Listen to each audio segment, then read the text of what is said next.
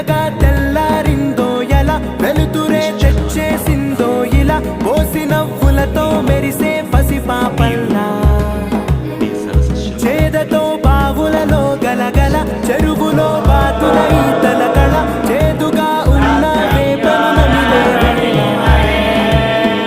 చుట్టపొగ మంచుల్లో చుట్టాల పిలుపుల్లో మాటలే కలిపేస్తూ మనసారా మమతల్ని పండించి అందించు హృదయం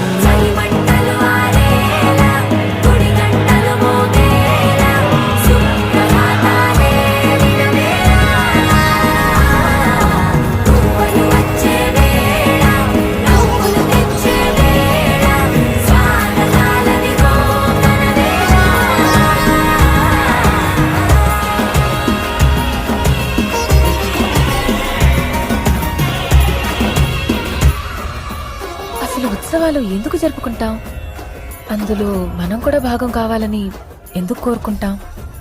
ఎక్కడన్నా నలుగురు కలిస్తేనే అందం, ఆనందం. ఇంతటి బ్రహ్మోత్సవంలో అంతటి దేవుణ్ణి మోయాలంటే ఎంత పుణ్యం చేసుకోవాలి.